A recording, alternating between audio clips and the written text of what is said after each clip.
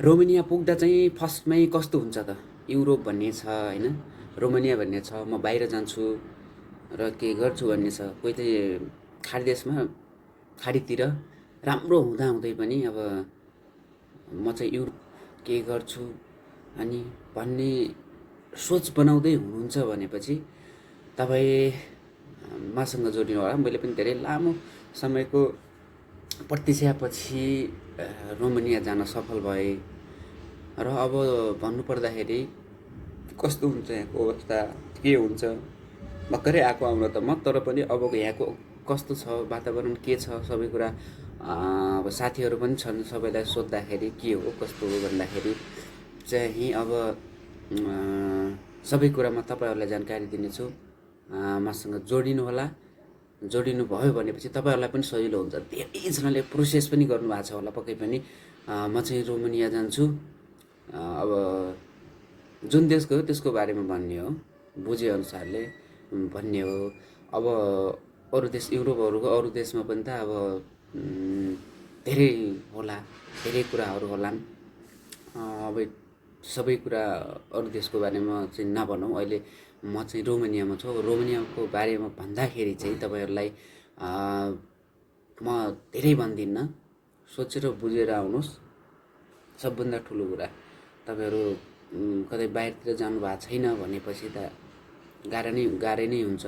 तर अब अरू देशमा गएर 2-4 वर्ष बिताउनु भएको छ भनेपछि तपाईँहरूलाई त्यो बुझ्नलाई केही पनि गाह्रो हुन्न। तपाईँहरूले बुझ्न सक्नुहुन्छ, राम्रोसँग बुझेर के छ, काम कस्तो, कुन कम्पनी के हो भन्ने अहिले सबै नेटमा पनि सरर हेर्न मिल्छ।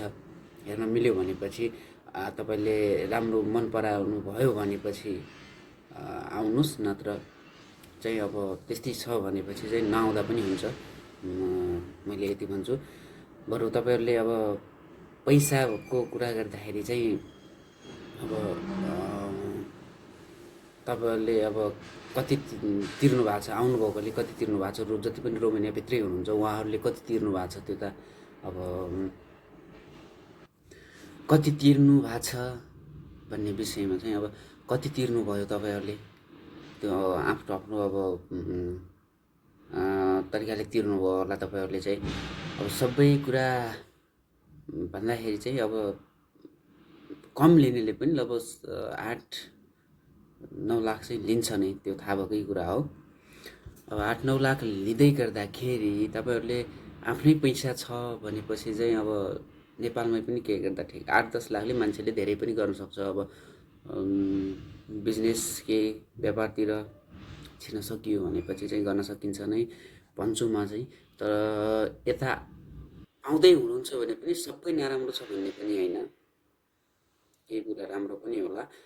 अब तपाईँहरूलाई म पनि अब भर्खरै आएको सबै कुरा चाहिँ अझै बुझेको छैन। तपाईँ मसँग जोडिनु भयो भनेपछि तपाईँहरूको मन बुझ्ने तरिकाले म सबै कुरा बताउने छु र सबै कुरा भन्ने छु। जोडिनु होला। यो चाहिँ मेरो रोमानियाबाट बनाएको फर्स्ट भिडियो। फेसबुकमा चाहिँ तुलसा डाङ्गी ओली पेजलाई फलो गरेर जोडिनु होला भने युट्युबमा पनि तुलसा डाङ्गी ओली नै छ, सब्सक्राइब गरेर अनि छेउमै रहेको चाहिँ त्यो बेललाई थिचेर चाहिँ हामीसँग जोडिनु होला। तपाईँहरूको माझमा सबैभन्दा पहिले चाहिँ नोटिफिकेसन आइपुग्नेछ। अरू भिडियोमा चाहिँ तपाईँहरूलाई म धेरै कुराको जानकारी दिनेछु भन्दै अहिले भिडियोबाट छुट्टिन्छु। बाई।